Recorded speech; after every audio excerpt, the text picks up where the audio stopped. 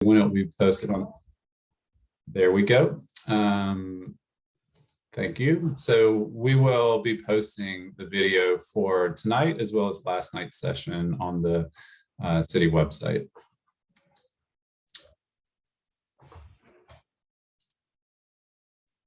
So why Missing Middle 2.0? There's really two overarching main goals why this text change is being proposed. One is that demand for housing in Raleigh continues to push prices higher.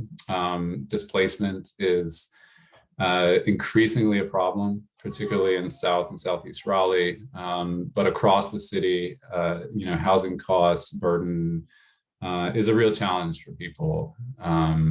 And one of the ways, it's not the only way, but one of the ways that the city can, combat the housing crisis and preserve some affordability and create more affordable housing is to enable and provide more housing options. I do want to be clear that, simply increasing the supply won't necessarily, solve the affordability problem for Raleigh. And that's certainly not the intention of this text change, although one of the goals is to simply create more units, which should ease some of the pressure.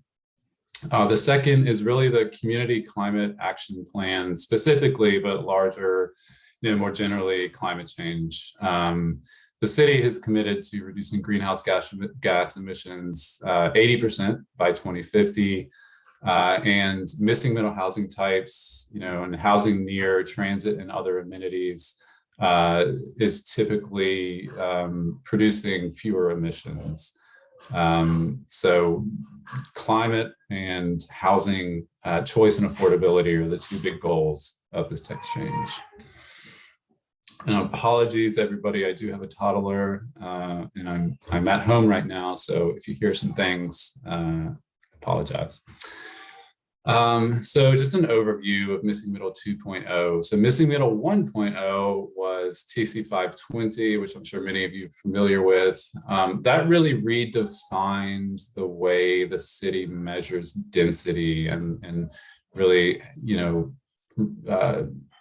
the way that the city calculates how many people, how many housing units should live in a particular zoning district.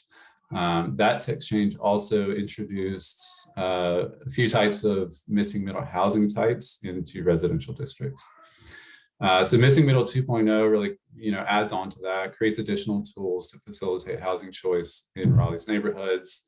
And the last bullet here, the text change really encourages and seeks to encourage increased growth and density in neighborhoods well served by bus rapid transit and planned high frequency transit lines. So real quick on that, I'm sure all of you are familiar, but the bus rapid transit plan for Raleigh would create 4 new bus rapid transit lines, which are buses that run on a dedicated bus lane, typically can be higher speed, off-boarding ticketing and that sort of things, although fares are free right now.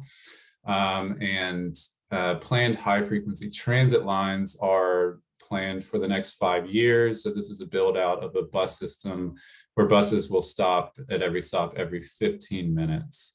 And so in those areas that are well served by those 2 types of transit, the city is hoping to see more density. And I'd be remiss if I didn't pause here to say that, we had I think we take for granted that as planners that missing middle is a concept and a term that we know very well, but not everybody does in the public. So I just want to say, I'm sure most of you are familiar with the term missing middle housing, but missing middle really refers to building types. It doesn't refer to affordability. There can be affordability benefits of missing middle housing, although that's not necessarily true. But missing middle housing is essentially housing types that are in scale between single family homes and large apartment buildings. And so downtown, all throughout Raleigh, I think many of you have seen, 5-6-story apartment buildings popping up. And obviously everybody's very familiar with single family homes, but there's not much in between those. And that's really true in most American and North American cities for that matter. If you're very familiar with places like DC, Philadelphia, even older neighborhoods in Raleigh and other cities, smaller cities, the middle is not necessarily missing. Townhouses, small apartment buildings, that sort of things are very much a part of the urban landscape. But in large parts of Raleigh and other cities, that sort of middle scale of housing is missing. And so that's really what we're talking about tonight. So Missing Middle 2.0 includes a few components here. So just going to run through quickly this bullet list, and then we'll go more slowly in a little bit more detail through each of these items. So with tiny houses, we're really looking at reducing the lot size requirements, increasing the building size, and allowing for tiny houses to be used for single or 2-unit living. Flaglots. So we'll get into what a flaglot is in just a bit, but one of the sort of core concepts of this text change is to permit flaglots, in Raleigh. Lot width standards. So these are just the way that the city allows different types of housing on a lot, and regulates the minimum lot width that is needed to build a certain type of building. 2-unit townhouses, also known as duplexes. So these are, homes that have 2 units in them. So today they're not allowed in certain R4 zoning districts. These are lower density zoning districts. And so this text change would introduce the ability to build a duplex in those zoning districts. There are some ADU components. I'm sure everybody's very familiar with ADUs by now, extending the option to build ADUs related to townhouses, and increasing the ability to, or allowing for the first time, the ability to build a second ADU in proximity to frequent transit. And then, like I said, there are some standards related specifically to transit that I'll get into in just a bit. Before I really go through that list in more detail, though, I do want to make a note about homeowners associations and character protection overlays. So HOAs, govern many neighborhoods in Raleigh, particularly in North Raleigh and areas outside of the Beltline. These areas tend to have restrictive covenants, HOA covenants, that may prohibit and likely do prohibit many missing middle housing types. And just want to be very clear here that the proposed text change, and as well as those already approved standards, do not supersede HOA restrictions. So any neighborhood that is governed by an HOA deed restriction on missing middle housing, that will remain, and that will rule the day in those areas. As far as historic districts and neighborhood conservation overlay districts, which are, and that's my dog, which are zoning overlays that are intended to sort of keep an area the same in sort of scale and the way it feels and looks.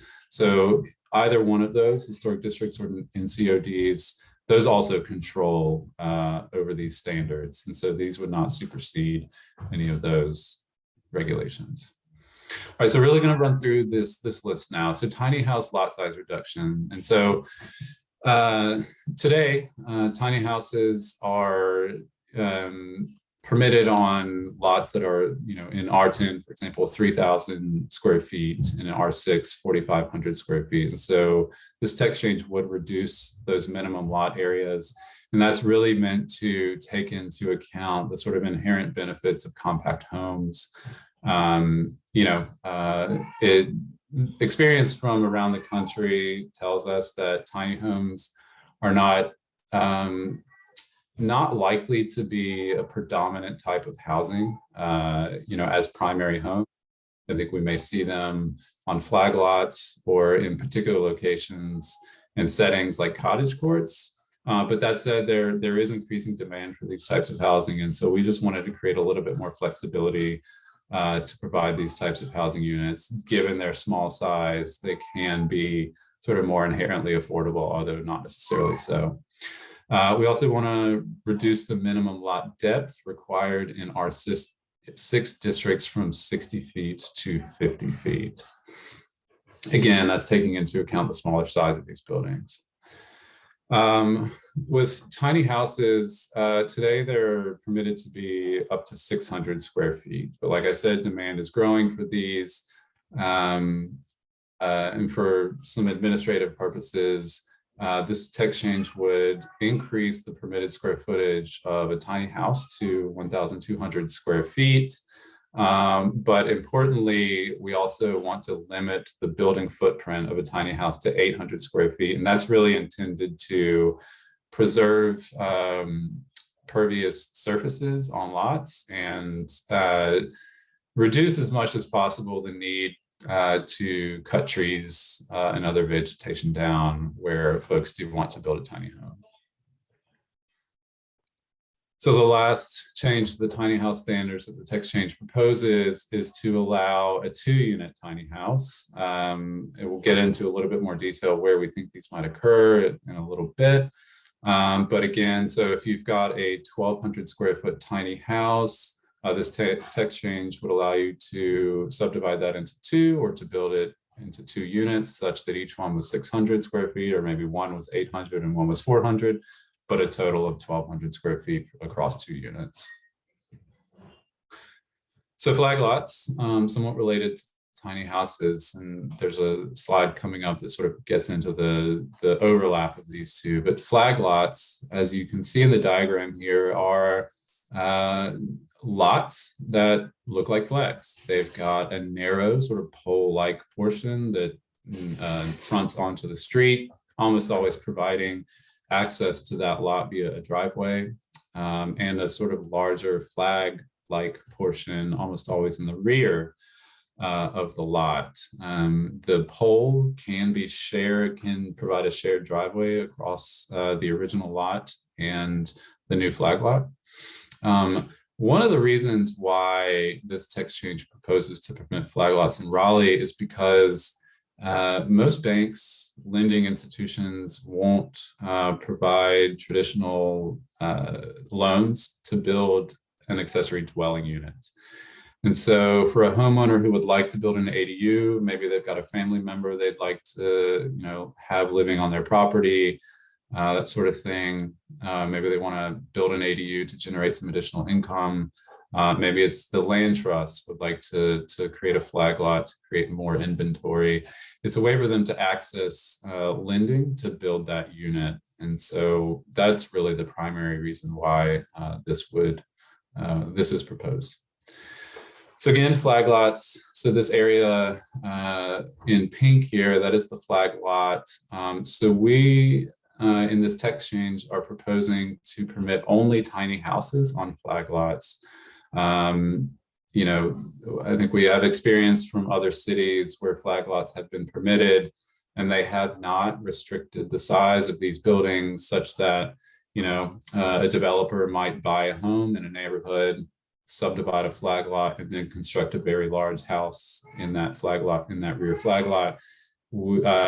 For reasons of protecting neighborhood character, and because flag lots are sort of this somewhat intimate introduction of additional housing into neighborhoods, we really wanted to limit the size of those units. Again, that would be a maximum 800 square foot footprint, but with the total square footage up to 1,200 square feet. So the next set of standards that we propose to change in the text change, it deals with lot width. So small apartment buildings, if you're familiar with Raleigh's older neighborhoods, those right around downtown, there are many small apartment buildings, 4 to 6 units usually, and they fit quite nicely into neighborhoods. Generally, not much larger, if at all, than a typical single family home. And so we want to take that into account with that. But today, a lot, it requires much greater width to build a small apartment building. And so we really want to change that. So this text change would permit apartment buildings on lots with a minimum width of 45 feet in R10 districts. And also in the other districts, permit apartment buildings on lots with the same minimum lot width as required for detached and attached houses. So if you've got a 45-foot lot width, a lot that's 45 feet wide in an R10 district, you'd be able to build a small apartment building, a single family home, and a duplex. And just a note on the affordability here, well, it's not necessarily true that if somebody were to build a 4-unit apartment in an R10 district, that those apartments would necessarily be cheaper than a single family home. It is likely, given the sort of land cost per unit, that it would be priced below what a single family house would. Just another sort of note on lot width standards. So these are examples of small apartment buildings that fit into neighborhoods. And so these 4 within the green box here, those are actually in Raleigh's neighborhoods. You're probably familiar with some of them. Mordecai Manor is one that is frequently shown. This is in the Mordecai neighborhood. It is a 6-unit apartment building in a neighborhood that is, been on the ground for probably 100 years now, in a thriving neighborhood. But these types of apartment buildings exist all over South and Southeast Raleigh as well. If you drive down Martin and Davie Street, you'll see some going out east of downtown. Should also say that there are many single-family homes, originally what were single-family homes in some older neighborhoods that have themselves been subdivided into smaller apartments, and this text change would allow for more of this. On the right, you just see more recent examples of new missing middle apartments. So 2-unit townhouses in R4 districts. And so again, today, duplexes are not allowed in the R4 districts. So this text change would propose to allow those. This image at the bottom, this is from Austin, Texas, a sort of lower density neighborhood where in a city just like Raleigh, where that is growing significantly and there is demand for more housing, and they have allowed duplexes in these lower density neighborhoods, and we think it could be an option for folks. So accessory dwelling units, with townhouse developments increasingly common in Raleigh, this text change would propose to allow ADUs on those lots for the first time. So today, the townhouse development, the developer is not allowed to include ADUs. A townhouse owner is not allowed to build an ADU in their backyard. So again, if you live in a townhouse, if you own your townhouse, and again, you've got elderly disabled family member who you'd like to live on your property, today you can't do that. So this text change would allow you to build an ADU on your townhouse lot. Within proximity to those BRT and other high frequency transit lines, this text change would allow a second accessory dwelling unit in those areas only. So this is not a citywide rule change that is proposed, but only in those areas that are very close to transit. And those areas are also where demand tends to be highest for new housing units. Just a note on this, there are states in the United States, provinces in Canada that have required recently that municipalities in their jurisdictions permit 2 accessory dwelling units, states that generally, and provinces that are seeing rapid growth and appreciation and demand for more housing. And so we think this is a way to introduce some more units into these high demand areas. Don't think it will be see a lot of uptake of second ADU units, but we want to create more flexibility.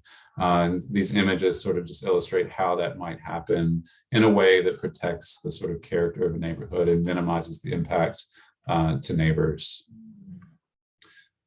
So these next 4 slides are going to talk a little bit more in detail about that high frequency transit area. And so this is a map, and apologies, it's quite technical, but this is a map that's actually proposed to be in the comprehensive plan.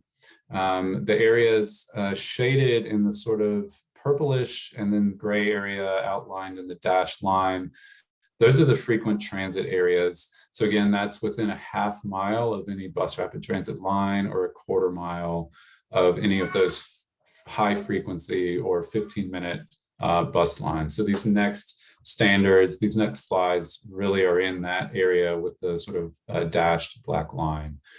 So you see most of Raleigh, the vast majority of Raleigh, these next standards would not apply to that. So apartments today, they're not permitted in R6 and R4 districts, and that's generally good policy throughout the city. But again, in those areas that are close to transit, in order to create the density needed to support transit, and in order to respond to increasing demand near those transit areas, the city would like to encourage more, or at least the ability to build apartment buildings in those R6 and R4 districts within proximity to transit. And again, this is just an illustration of, how apartment buildings might look in a sort of lower density setup.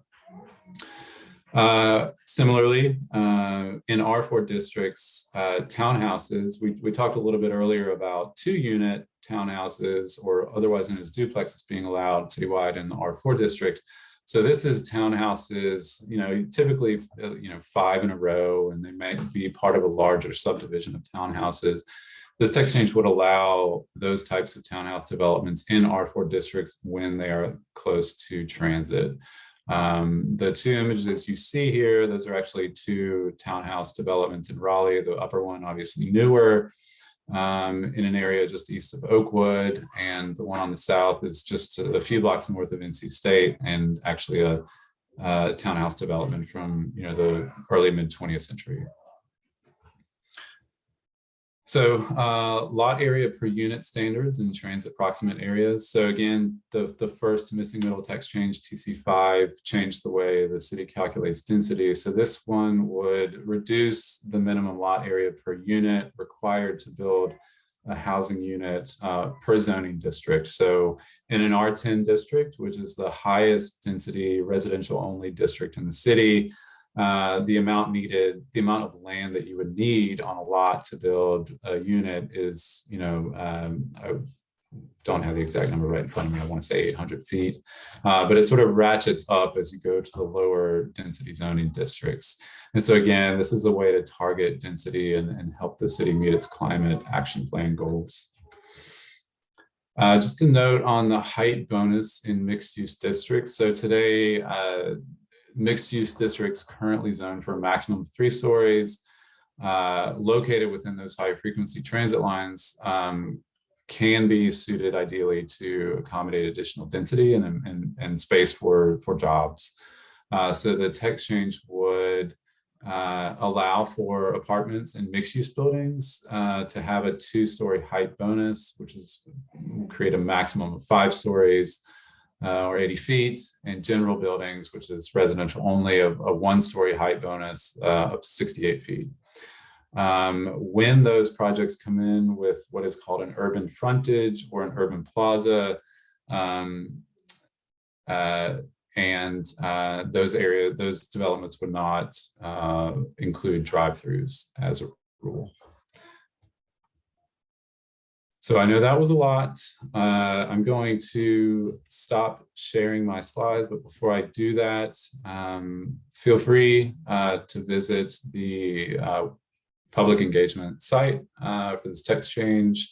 There is an email address here. If you have questions, if you want to follow up with one of us later, send us an email at textchanges@raleighnc.gov. We can put that in the chat again, but with that, I'm going to stop sharing, open it up to questions from the chat. And again, if you have questions and would like to sort of pose your question just by asking it, raise your hand, use the Zoom raise your hand function, and we'll get to you. So thanks, everybody. Hey, Charles. So I'm going to work through some of the questions we got in the chat. There's been some conversation there, and I think some of them have been answered, but I'm just going to go through one by one to make sure the folks who asked have a clear understanding.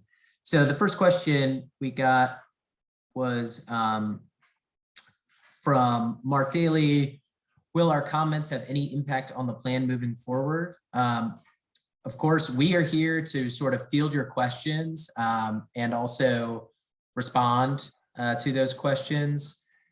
The Planning Commission is the principal advisory body for land use policy in the city. And that's sort of the first stop in the review process. And so comments received through the engagement portal or emailed directly to the Planning Commission or verbalized at a Planning Commission meeting are really the best ways to make sure that your comments have an impact on the plan moving forward. Also, after it moves to the Planning Commission, it will go to the City Council as well. So again, absolutely welcome your comments in this forum, but we want to make it clear that there are groups that advise on the policy and we provide professional input, but it's really best if comments and concerns, if you have them, or support or messages of support are directed towards those groups. So hopefully that answers your question, Mark. The next question from Lisa was, for all the new missing middle housing, will existing setbacks from each lot line be the same as existing? Also, are those setback standards citywide?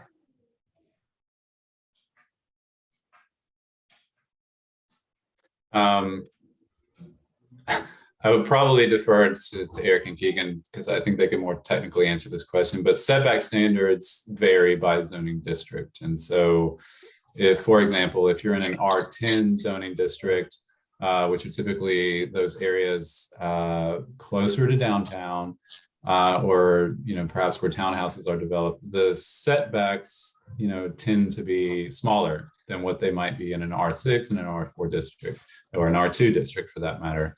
So yeah, they're not citywide. The first part I can speak to the specifics of that if you want. Yeah, sure. Thanks, Eric. The main changes are that in R4, currently it's required a 20-foot front yard setback for the structures that are allowed within R4. In these transit areas, we're proposing to move that to 20 feet. The other setbacks that are changing are in the R4, R6, and R10, which currently for multifamily structures would require a 10-foot setback, or a single family structure, a 10-foot setback. We're proposing to move that to 5 feet. And then lastly, the change for rear yards for R4 moves it from 30 feet to 25 feet. In R6 from 20 feet to 15 feet. And same for R10 from 20 feet to 15-foot rear yard setbacks. So there are some changes, but they're fairly modest in terms of. And what about side setback? Those are all proposed to be 5. Currently, they're 10 for a multifamily structure, or even in R4, a detached structure. So it's proposed to be reduced down by 5 feet in the frequent transit area.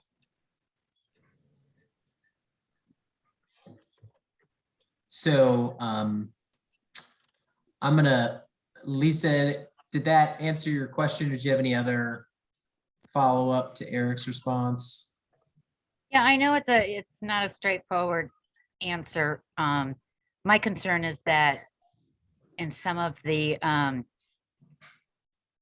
R10 areas that you would have where houses are already fairly close together, that you would have a new structure go up that's 2 to 3 to 4 stories, 5 feet on the side, and the existing house next to it is basically going to be overpowered. That was my concern. But if you're talking about these setbacks are only in the TOD areas? Not TOD, but frequent transit area, as on that. How is that different? So how is high transit different than the BRT? I'll let Charles speak to that. Yeah, Lisa, it looks like you've done your homework. So the TOD overlay specifically applied directly adjacent to bus rapid transit lines, and it's not applied yet. I mean, those are, the TOD is an overlay. So when that is applied to the map, that goes through a zoning change process, just like any other rezoning. And so there is a separate community engagement process for that. And so I hope you partake in that. So this frequent transit development option differs from the overlay in that it is not an overlay. It simply creates an additional option that is applied to lots within that proximity to transit. So within half mile of BRT or within a quarter mile of high frequency transit. And the frequent transit development option is applied mostly to residentially zoned lots. There are going to be some mixed use lots where it is applied, which that last slide spoke to, but for the most part, this is dealing with residential lots that are much less likely to be assembled or to be able to be assembled, although it's not impossible to build, larger apartment buildings. But again, that is the difference. The TOD does have a height bonus that essentially allows 50% more height. So a 3-story building could go up to 5, or a 5-story could go up to 7 if certain affordability standards are provided, and maybe some other standards. I don't have the ordinance in front of me right now, but that's really the difference between TOD and the frequent transit development option. The frequent transit development option is mostly aimed at missing middle housing. And I would say the TOD development option is going to be mostly your sort of larger scale apartments directly on bus rapid transit lines in those areas, probably closer into town, or where the zoning sort of already permits some sort of mixed use. So for example, a shopping center that's along New Bern Avenue that, when applied with the TOD, would allow the developer to a height bonus in exchange for some community benefits like affordable housing, that sort of thing.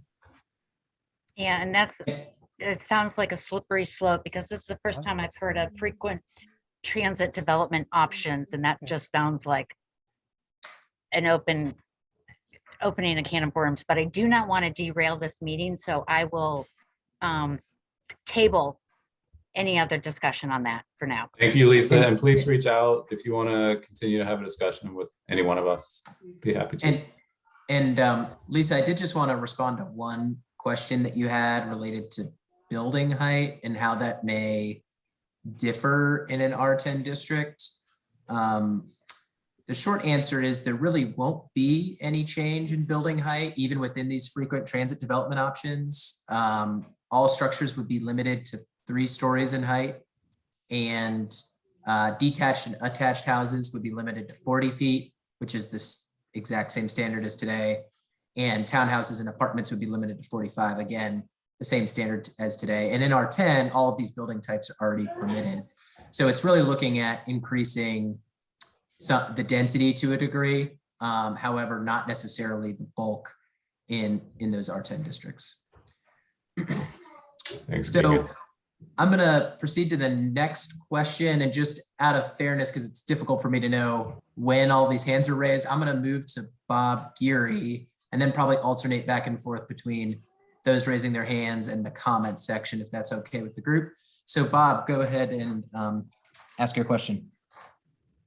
Hello, Keegan. Hello, Charles. I am interested in the frequent transit development option and how it relates to the BRT overlay bonus. The BRT overlay, first of all, has not been mapped yet, has it? That's right. You're right. But if it's mapped, when it's mapped, it allows a density bonus if the developer offers affordable units. This transit development option seems to say anything within 20 minutes, within half a mile of a bus route, or what we laughably call a frequent bus route, gets a 2-story density bonus if it's, let's see, for apartment or mixed use building, automatically with no affordable units required. So is that, am I reading that right? That as soon as this is mapped over Raleigh within half a mile of a frequent transit corridor, that the BRT density bonus will become moot. Not within an area that's actually mapped with the TOD. The thinking is that within a quarter mile, I believe, of the BRT lines, those will get mapped to the TOD. And so those regulations will really supersede anything in this ordinance. This was really intended, if you remember the discussions about TODR, R standing for residential, what was going to be sort of taking place a little further afield from the actual BRT lines. So this ordinance really doesn't kick in for those properties that have a TOD map along those corridors until you get beyond that quarter mile. So it's for the next quarter mile beyond is where these rules would really apply. Within a quarter mile of the BRT line itself, the TOD rules are going to govern. So, Now, in the interim, until those TOD areas are mapped with an actual rezoning, these are the only rules that are going to apply. So yes, someone could do this within closer proximity to a planned BRT if that actual BRT TOD rezoning has not taken place. well, Eric, hey, I'm sorry. I should have said hello to you as well. I understand that, but the TOD overlays have not been mapped. Correct. And the city council has been dragging its feet on mapping them for, I'm going to say 4 years, but maybe it's more than that. And I don't see them hustling to do it yet. And meanwhile, this will be an entitlement for developers or for any landowner who That owns is property within half a mile of a bus route, that they get an extra 2 stories, and they are not going to need to or want to be governed by the density bonus requiring affordable units. And let me just be clear, my point is not against density near transit, but it needs to include affordable units. And this text change seems to be an end run around that.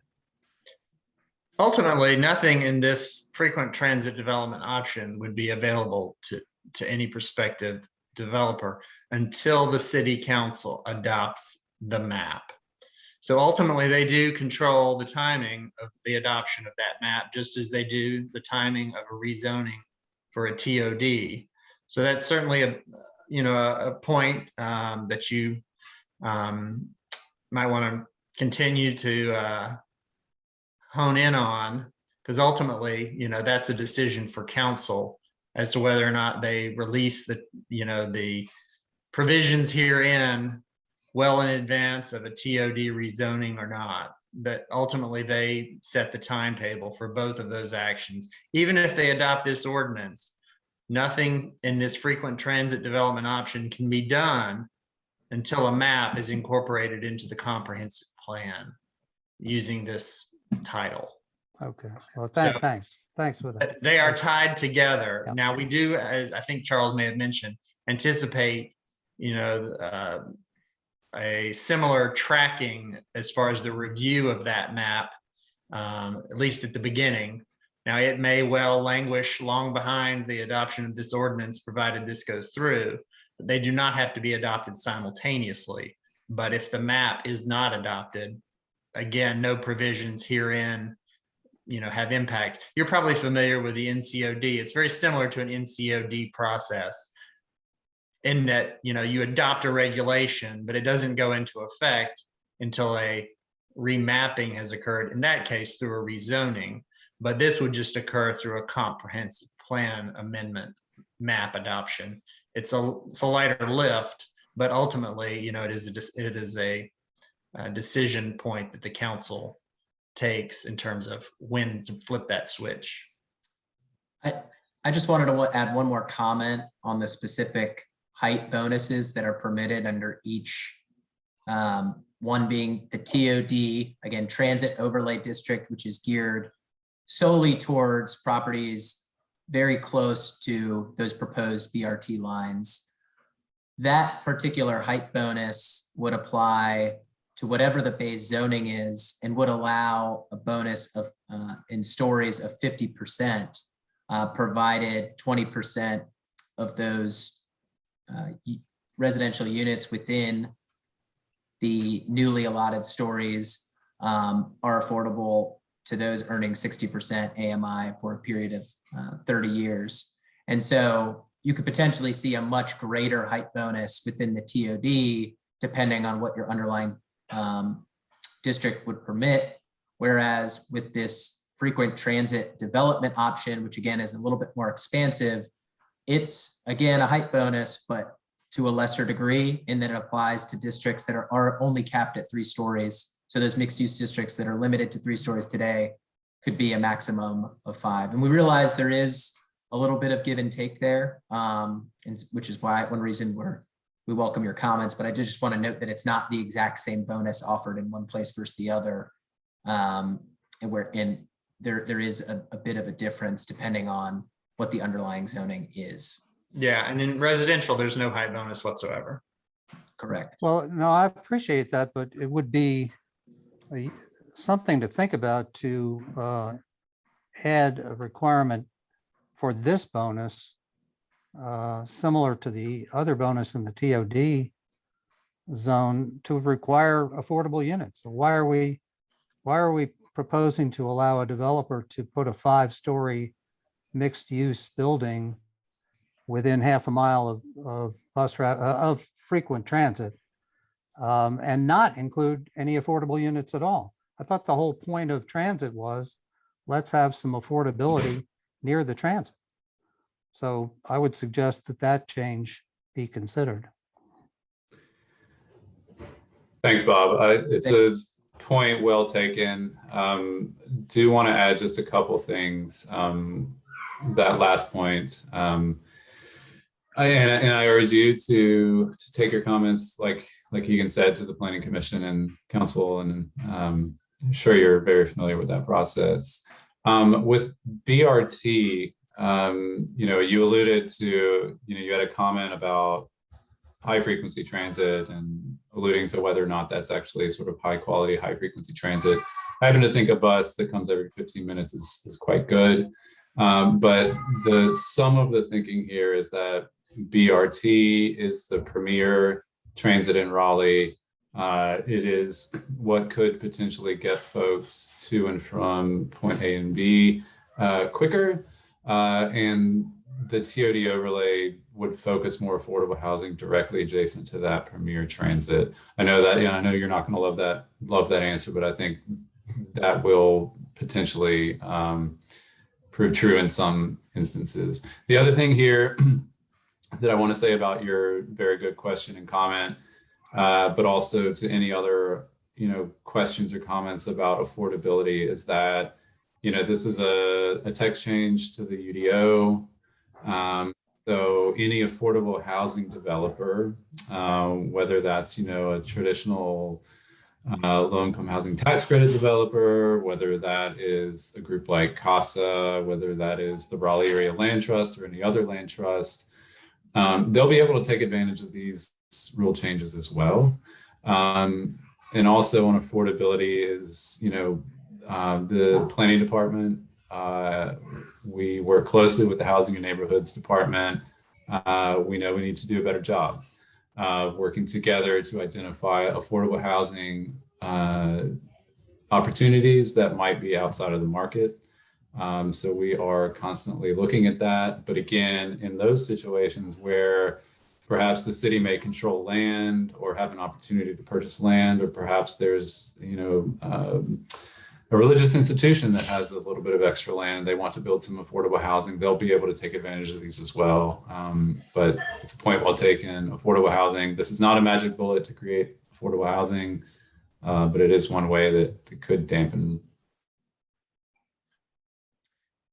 So I'm just going to work through a few other questions that we got in the chat. I think most of these have actually been answered.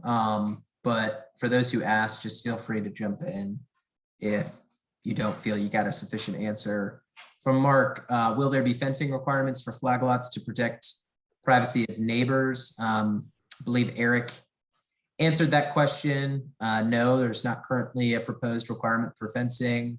I will say we based a lot of the flag lot regulations off of what you can do today with an ADU. And so today an ADU can be built at the same setbacks as we're proposing a tiny home on a flag lot without fencing. We felt that there was good reason to treat them pretty similar, considering from the street, there may not be a readily apparent difference between a flag lot and ADU. The difference may just be on paper and on the plat that subdivides the property. So hopefully that answers your question, Mark. Keegan, can I just add something real quick here? And Certainly. It's a good point. We are, sensitive to impacts to neighbors. One of the reasons why we limited tiny homes rather to smaller sizes. The point I want to make is that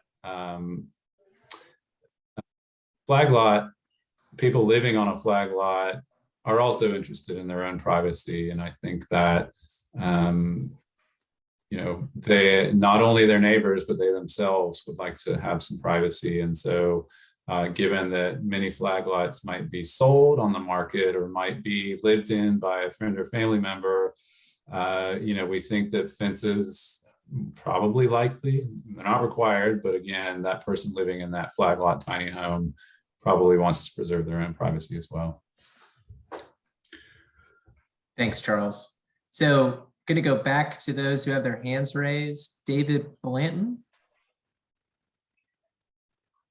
Yeah, thanks. So I actually work for a developer and we do some stuff in Raleigh and like South Raleigh and in Southeast Raleigh and in Durham.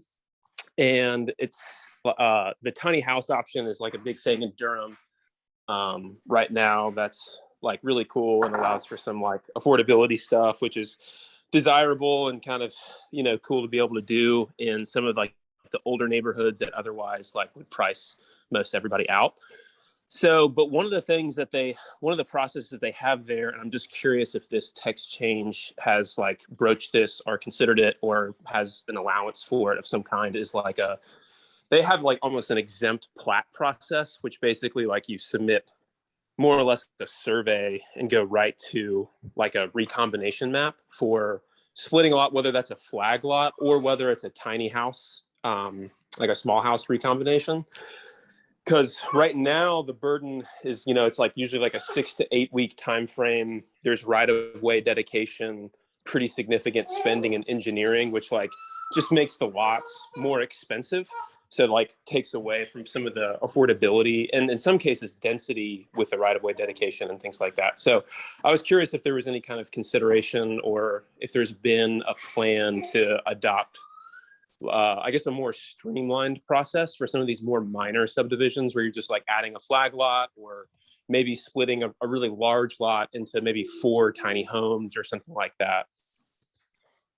Yeah, David, I'm happy to answer that. I don't have a firm answer in the sense that it's not something we have to share with you all. However, the council has authorized us to work on refining our zoning permit process. Also, what some may refer to as tier 0 site plans. So the system has a site plan tiering system that sort of goes up depending on the intensity of the project. And Right. I think made a lot of strides a few years ago, but we've heard from the development community that there's other types of projects that should particularly or potentially be considered a tier 0 that don't have to potentially comply even with what a tier 1 complies with today.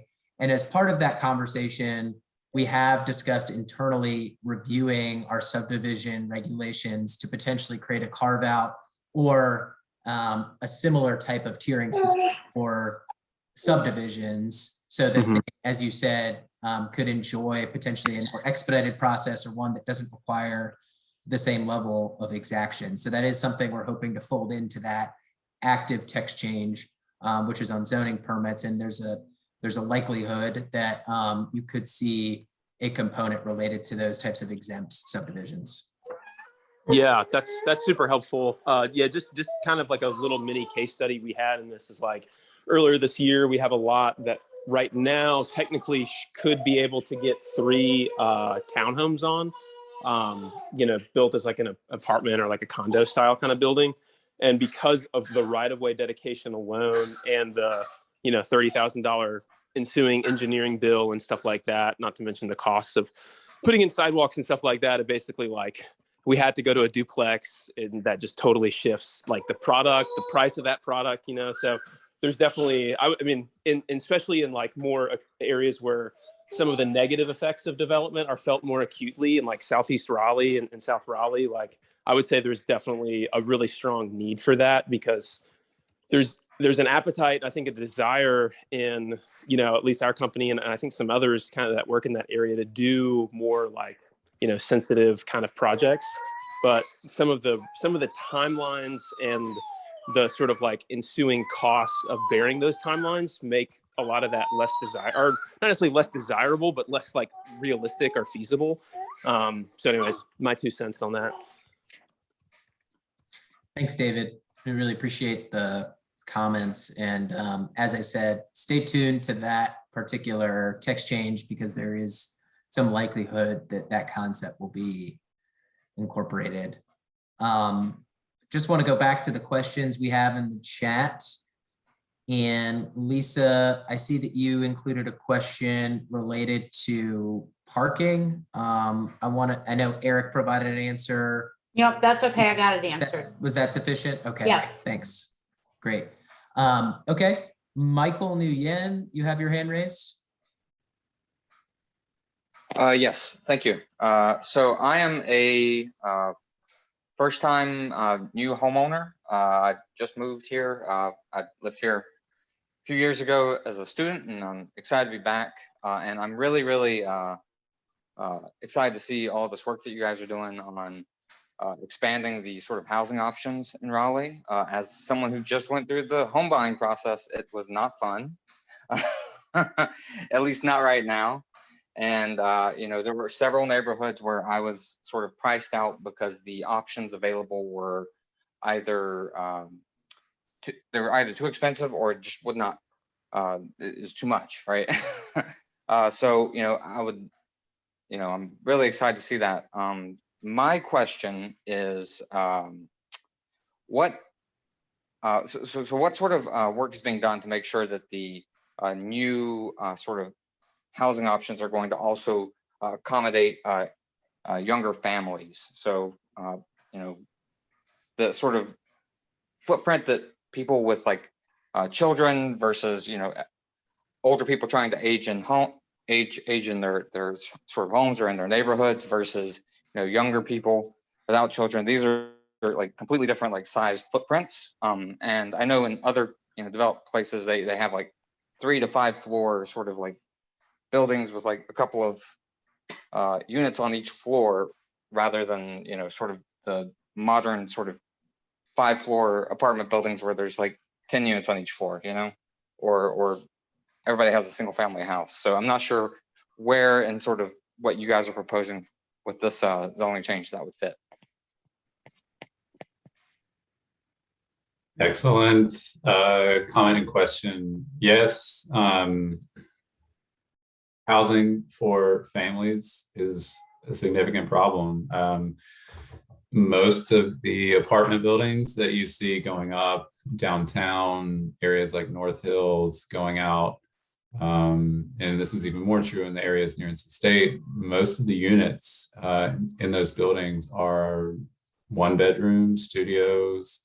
You might get a small percentage of 2 bedrooms. Rarely do you get many 3-bedroom units in those buildings. It is a problem. Missing middle housing, tends to produce more of those 2-unit apartments.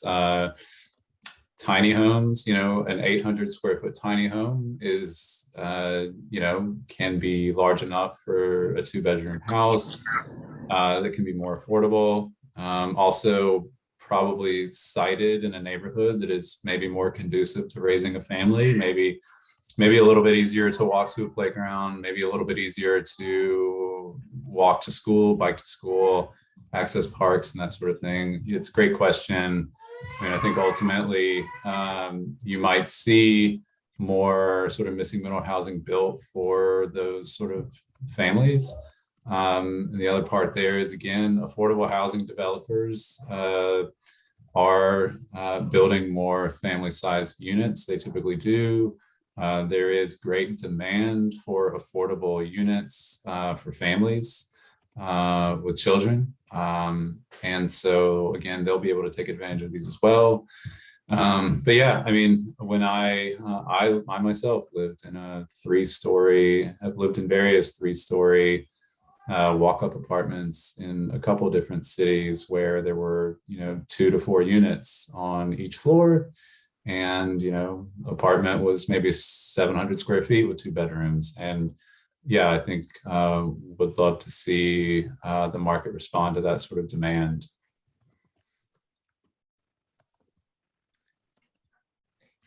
Yeah, and just to follow up on Charles's point, one of the intentions of this text change, of course, we've talked about missing middle housing. We've talked about alternative housing types that are not just single family detached homes or sort of the mega block apartments, which are pretty much the predominant typologies, maybe including townhouses, which I think are sort of probably the most common type of missing middle housing has some popularity in the area. But I think one of the goals of this text change is introducing those housing types, which hopefully do have floor plans and are of floor areas that could accommodate small families and are not just geared towards those who are single or may only be a couple, for instance.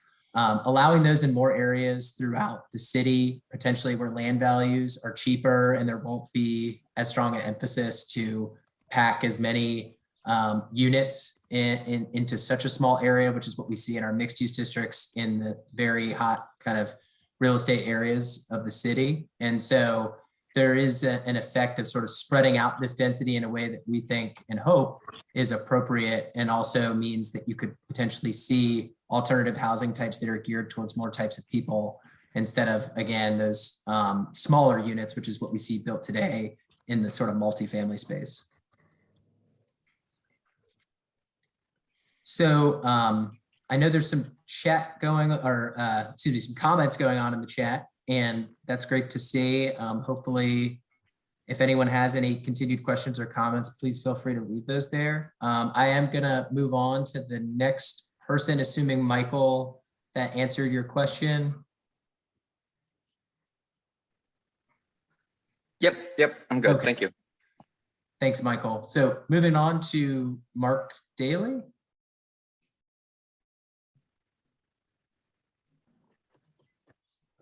Yes. First of all, thank you guys very much for doing this. I know this is not an enviable job.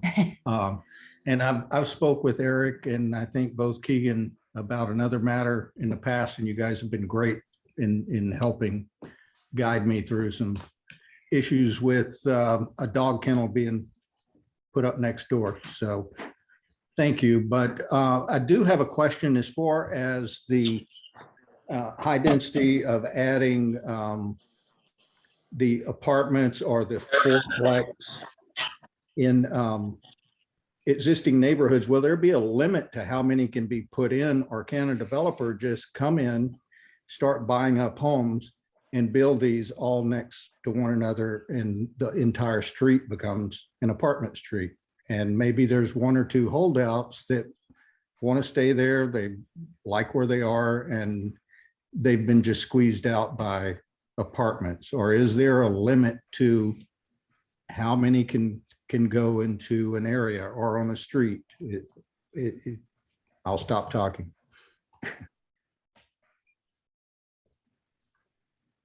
Yeah, so there is no limit other than the market. So in the type of area that you described where, you know, maybe developers are acquiring properties and building apartment buildings, that likely would happen only if there's clear demand for it.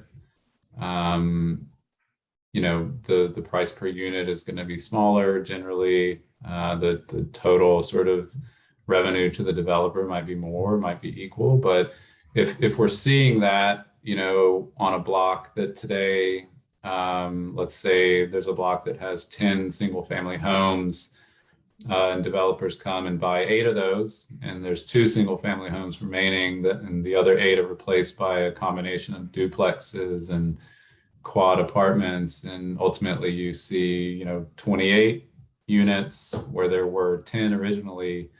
That does likely mean there's just that much demand for housing, and hopefully it means that a good percentage of those people are using transit more than driving everywhere.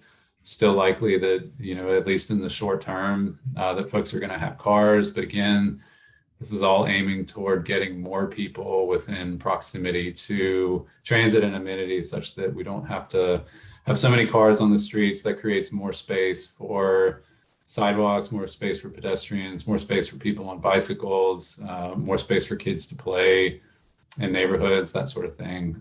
So yeah, I mean, I would say, Mark, I don't anticipate that in the vast majority of neighborhoods that you're likely to see that sort of rapid change. I mean, it could happen in some neighborhoods that are already experiencing rapid change.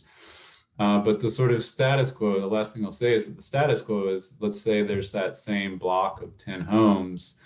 In most neighborhoods, what is happening is homeowners are selling, developers are buying those properties. They might be investors buying those properties, and they're flipping them back into single family homes at prices that are much higher than what is, you know, typically found in that area, which drives up prices more and more. So you see more people becoming housing cost burden, particularly those people who might be on fixed income, particularly people who might have lived in that neighborhood for a long time and bought, you know, a long time ago, and, you know, simply don't have the type of income needed to maintain that property or to afford the tax increase, that sort of thing. Right. Okay, well, thank you for your comment. But I just would like to say that it's interesting that on this call, we've got a developer that has called in. So they're already swooping in and they're seeing dollar signs. So that is what will happen. We know that. I'm in construction. I deal with developers all the time. They exist for one thing: to make money, not to improve anything, just to make money. So we need a protection, and I implore you guys to try to encourage the folks that y'all are in contact with to give us some type of protection, some type of insurance that it won't squeeze someone out that has lived in the neighborhood forever. And I realize we need to take this to the city council, but my experience with the city council is when they go for a vote and they hear people, it's already made up, the deals have been made. So I want to make sure that, you know, the folks that say a retiree that lives in a neighborhood, loves his neighborhood, is not just pushed out. And that needs to be a real important factor in all of these decisions. But thank you guys. I mean, you guys have been great. Eric, I've spoke with you a few times. You're probably tired of talking to me, but I really appreciate you and Keegan and all of you guys. This is not, it can be a very positive thing, but there needs to be some controls, or, you know, the golden rule is the guys with the gold rule. So we need to protect some folks while this is going on. Thanks, Thank Mark. you. So I see that there was I actually don't know who posed their question first, but maybe to start with the chat, because we had, we just heard from a person who had raised their hand. Michael Nguyen asks, is there an estimate for how much additional revenue this zoning change will produce?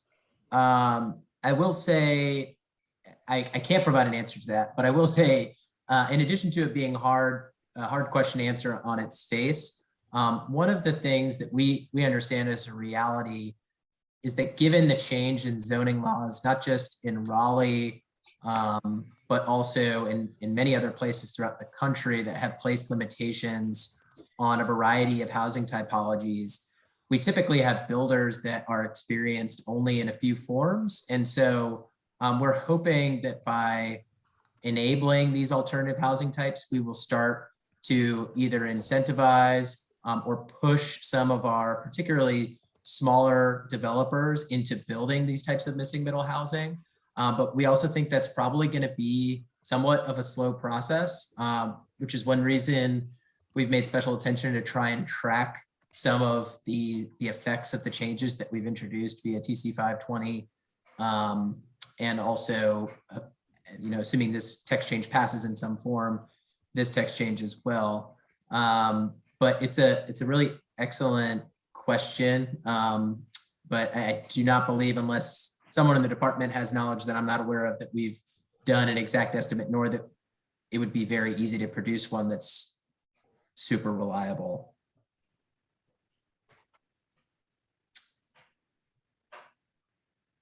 So apologies, Michael, can't give you a more concrete answer, but hopefully you understand the limitations there. Stuart Diebel, apologies if I mispronounced your name.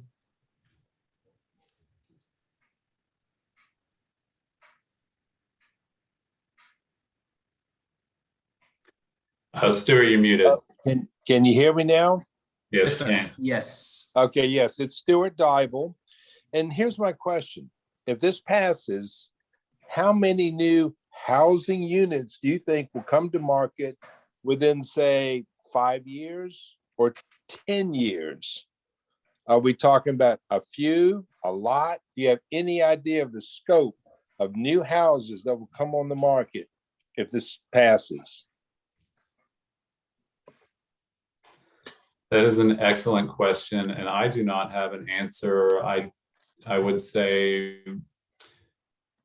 that is the type of analysis that we could attempt to do. Similar to the last question, it's sort of hard to predict. I think we can learn from the experiences of other cities and that have maybe gone through some of these missing middle housing changes within the previous few years and see, what the uptake has been. And it will vary by neighborhood, right? So I think in those areas that you're seeing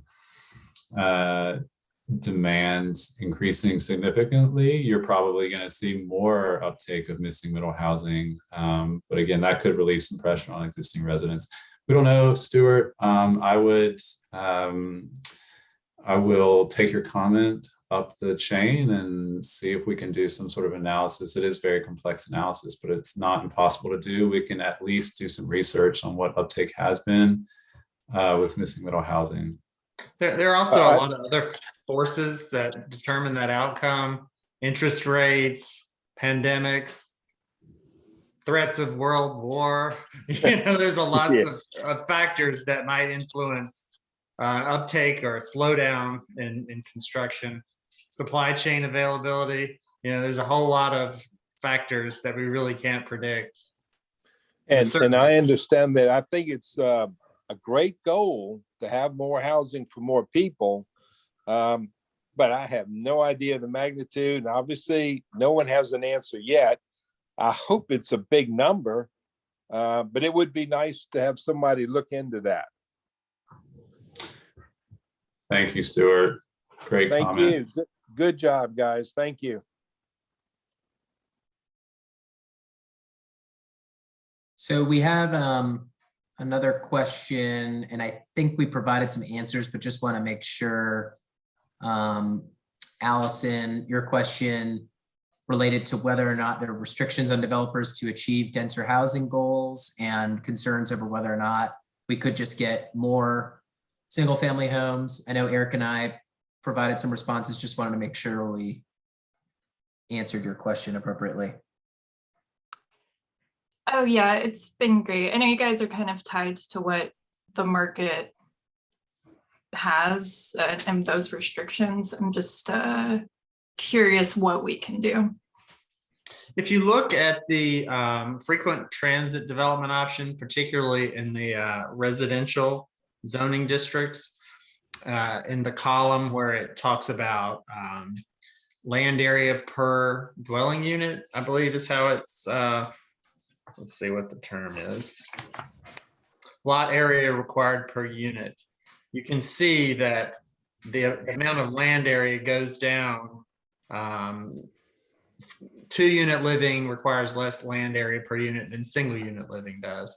And then multi-unit living requires even less land than 2-unit living does per unit.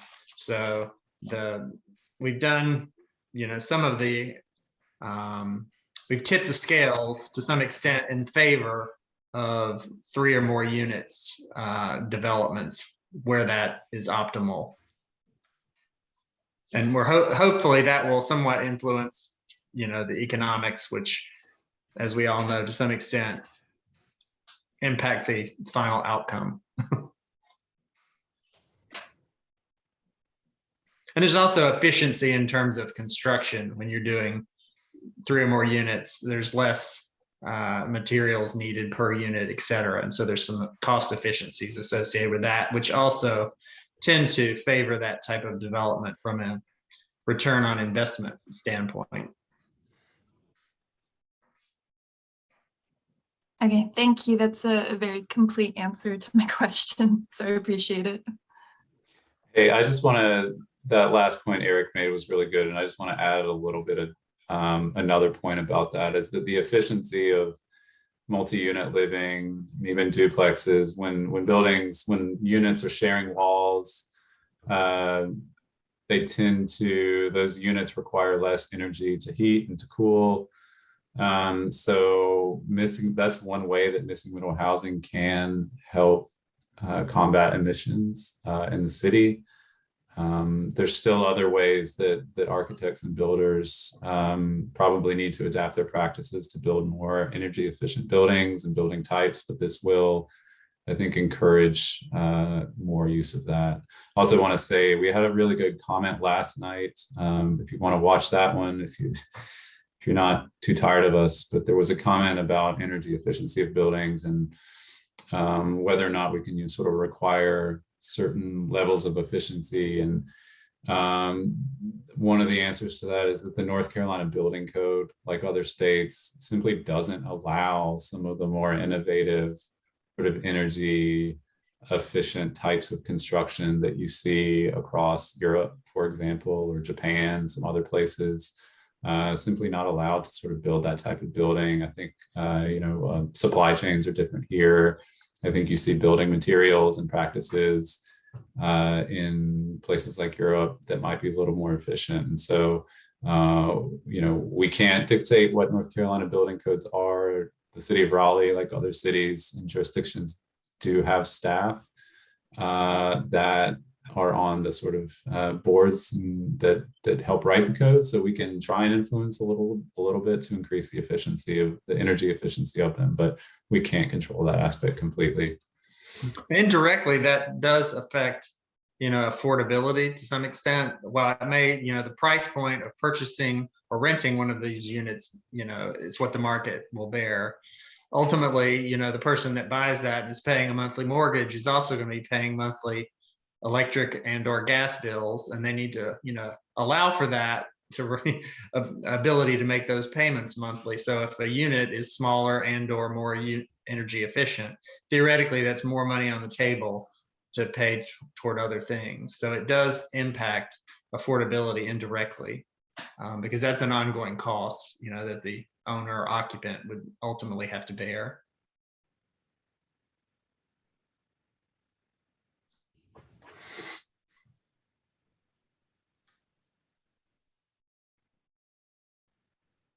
All right, well, I'm not seeing any other hands raised or questions in the chat. But if there are any, we are available, of course, and we'll be staying on the line a while longer, or as long as people want to participate. But certainly, please let us know any questions that come to mind, or if there was anything that was reviewed in the presentation. Mark. Thank you, Mark, for attending.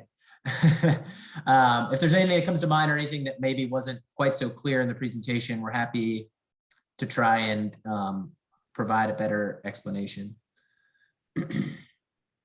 And also the portal will be open for about 3 more weeks, I believe. So still plenty of time to leave your comments and questions there. And I will say too, for those who are feeling particularly ambitious and have the availability, we highly encourage those who can to attend the text change committee meetings.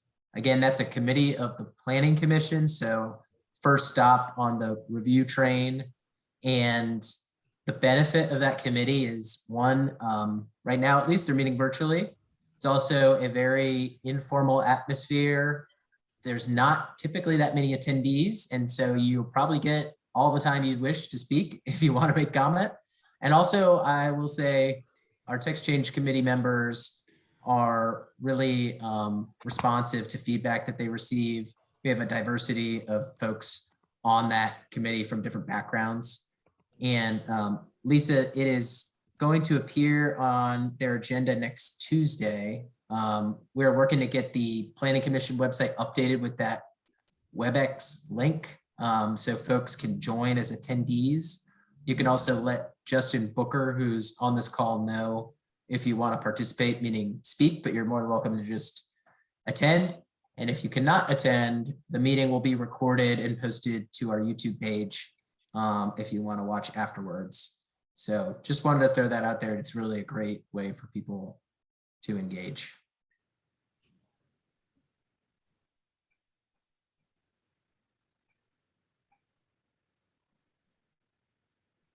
Also, it's the only thing on the agenda that day, so you can anticipate about 2 hours of missing middle fun.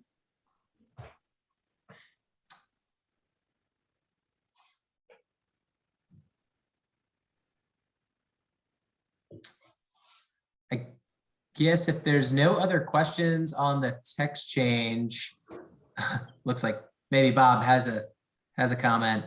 But just wanted, if anyone has any comments or thoughts on this format of engagement, or also what types of forms of engagement you would like to see in the future, we're open to that type of feedback as well. Due to staff time and the resources it takes to put on these types of sessions, it's difficult to do it for every single one, but high impact text changes, we're going to have a focus for doing these types of forums so we can make people even more aware. We're also trying to improve the types of information we include on the website, but if people have suggestions for different types of engagement, or if you belong to a particular stakeholder group that you think would benefit from a presentation, assuming we're able to find that time, we're happy to do that as well. So please just let us know.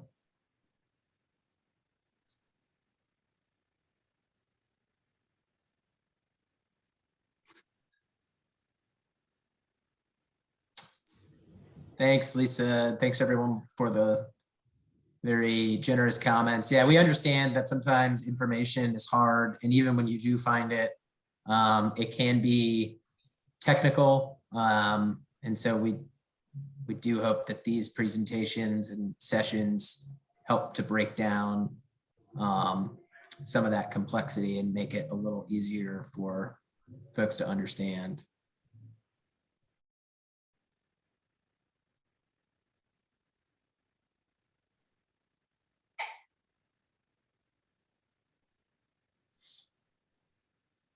Let me ask a real quick question that's perhaps not super related, but it seems like nobody else has much. So where is the best place to get information about municipal zoning? I'm in District D, and where I'm at in District D, there's lots of interesting wiggles in the map, and there's like holes in the map. And I'm just really curious about the what these what this means, and I'm not sure where exactly to hunt this down. I've spent a little bit of time digging through the Raleigh.gov website, and I've not been super successful. Maybe somebody here would know. Are you thinking about differences in like allowed uses and densities? Is that sort of thing, what those different colors on the map mean? No. So I'm not really sure if it's municipal zone. It's not necessarily a Raleigh zoning map. I don't have the tooling for that's pretty effective. I'm talking mostly about the actual like zones of the districts. So there's sections of road where one side of the road is, I'm not sure if this may be just the boundaries of Raleigh, the municipal boundaries of Raleigh, or what. I'm not sure where I would maybe get that information if that's out there anywhere. So district boundaries themselves, is that what you're referring to, Michael? Yes. So yeah, I could call out the actual like streets where it happens and stuff, but I'm just not sure. Yeah, so actually, I mean, we have the time. I'm happy to show just a small demo to maybe make it a little easier. Do you have the address? Yeah, it's yeah, let me see if I can pull up the spot here. Okay. Yeah, sorry, I'm That's okay. Yeah, the Wake County and the city's IMAP system is probably the best if you have questions about specific Is this district about like, boundaries. jurisdictional boundaries? yeah, that's why I assume it is, because what it is there's like a segment beside Lake Johnson that's not included in any Raleigh district, but it's like surrounded by Raleigh district D. I'm just not sure why that, what the story behind that is. When you say it's not in the district, does that mean you mean it's not in a voting district for a council member?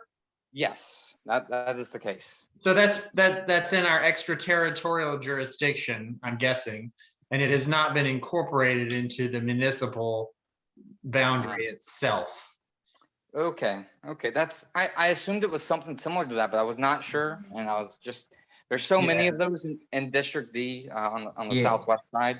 Is They this used to what you're refer to referring these to? as donut holes, where property has never been incorporated. It was developed most likely at a time the city limits had not grown that far out, and the properties have not been subsequently subdivided, or if they were subdivided at a time when municipal services were not available. So the city could not serve them with water and sewer.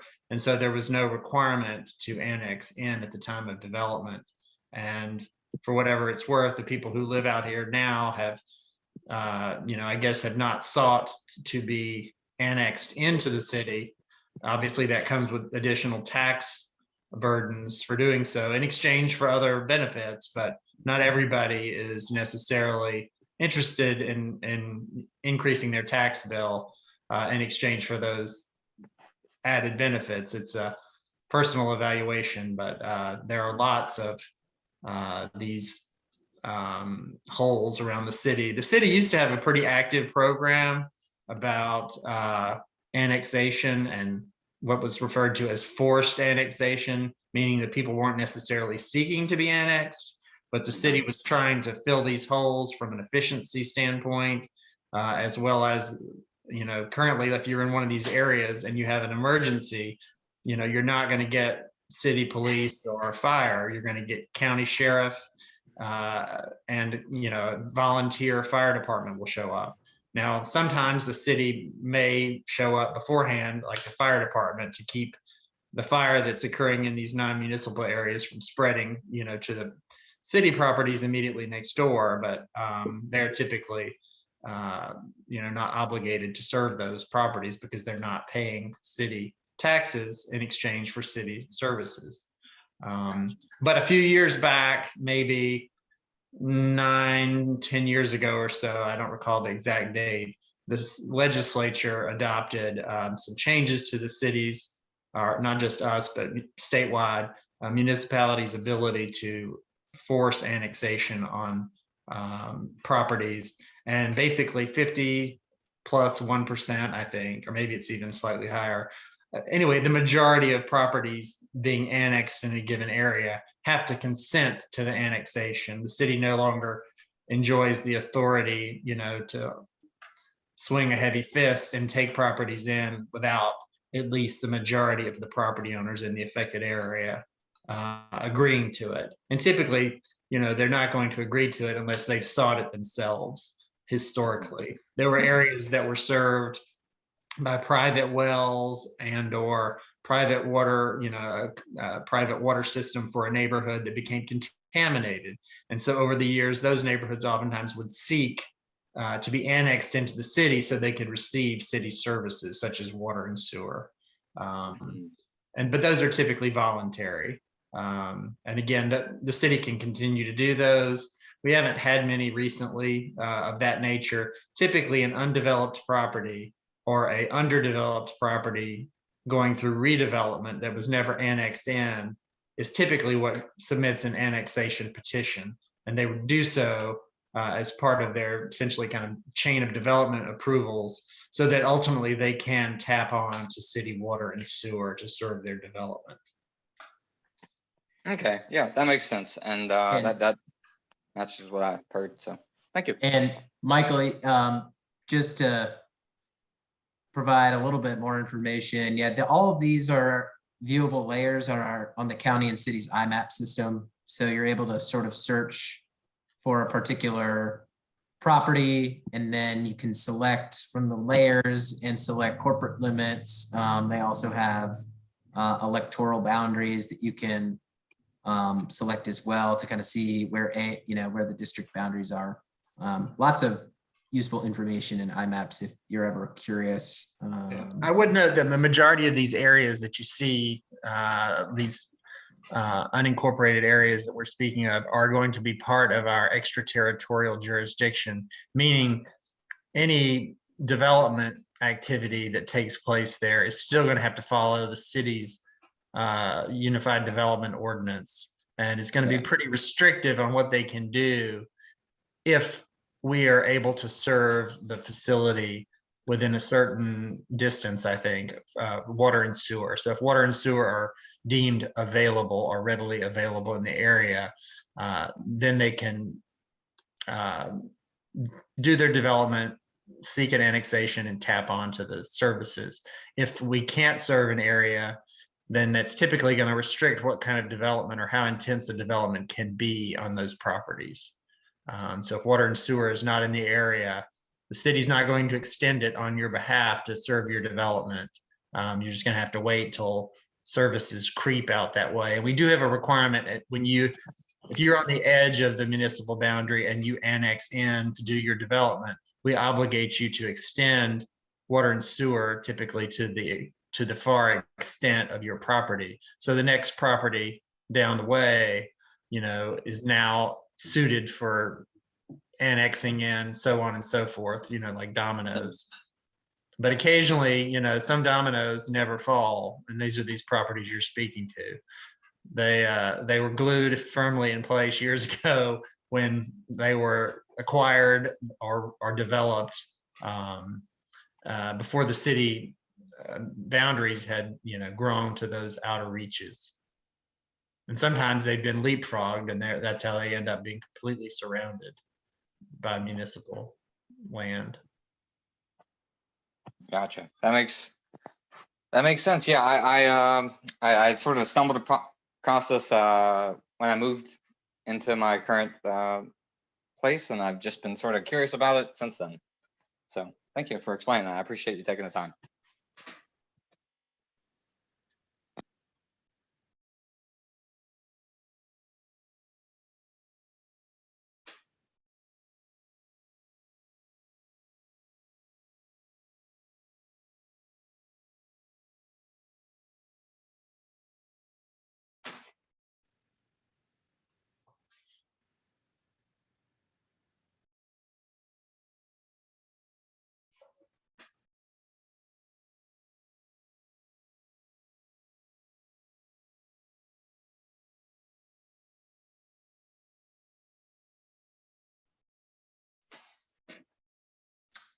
we'll plan to stay on for about 5 or 10 more minutes and see if any other questions come through. But may see some of us turn off our cameras. But feel free, of course, put a question in the chat and or raise your hand if there is anything else you'd like to get answered before we close down for the night. Oh, yes, Jen Truman. Hey y'all, it's been a great listen and I appreciate all the details. I think I have a simple question that might be good, Ender. I'm just curious. I know you guys have studied other cities that are making similar changes. A lot of cities across the country are talking about this. Where do you think we kind of fall in terms of how progressive this sort of text change is compared to some of those other cities? It depends on what you mean by progressive, but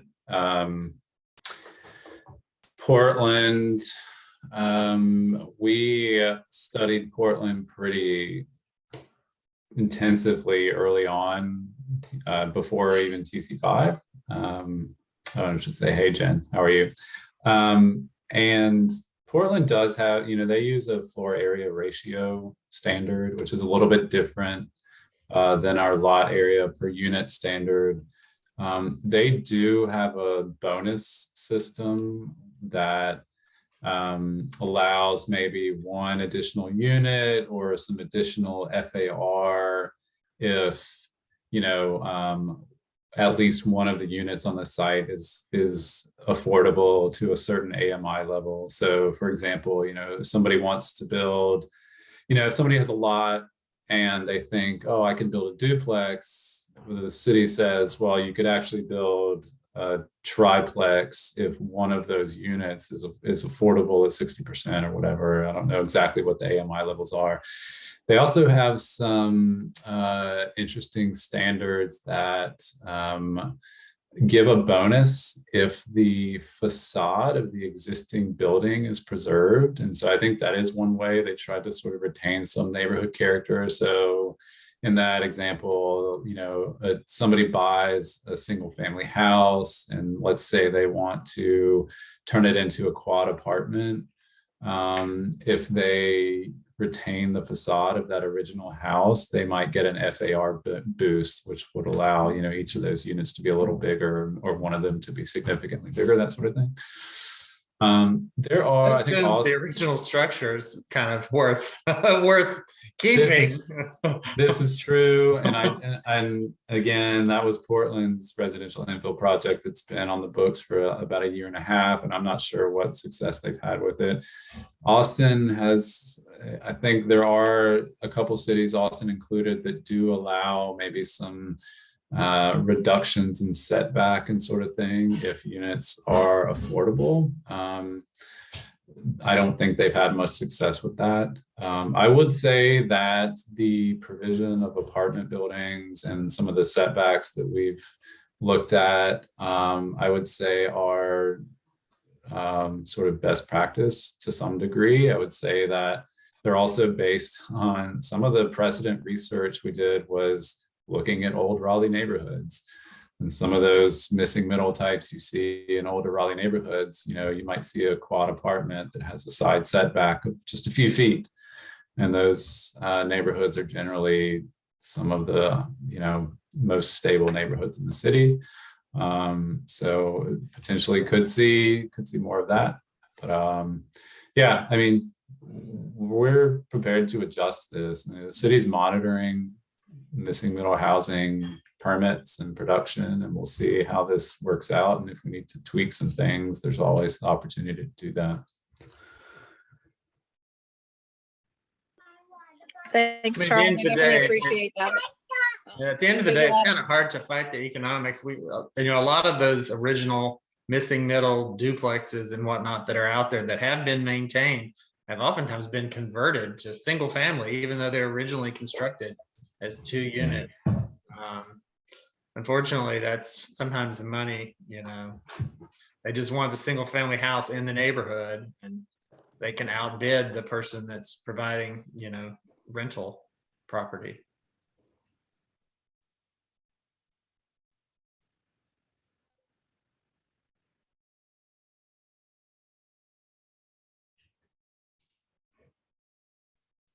historically, Raleigh has typically seen conversions from single to multifamily, more so and when an area was in decline. Historically, that's where, that's what it had been. And a lot of the city's regulations over the years that are sort of being peeled back were in response to keep that from happening to neighborhoods.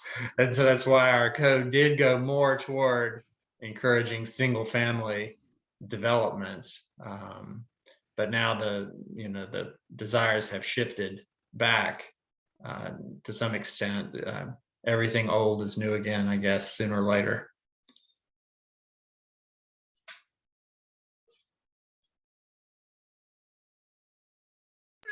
Thanks, y'all. Definitely appreciate that overview and all the hard work. This is an exciting text change to see come.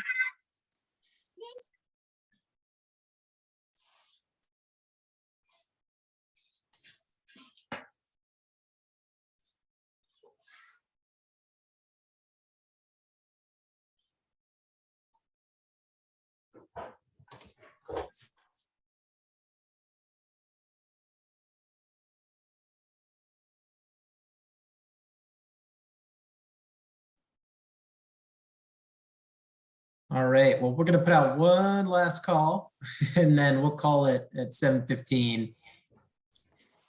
If we don't hear anything else from any of the other attendees, but once again, thanks so much for everyone attending. We really appreciate all of the thoughtful questions and comments. And also encourage again, folks to participate as this moves through the process.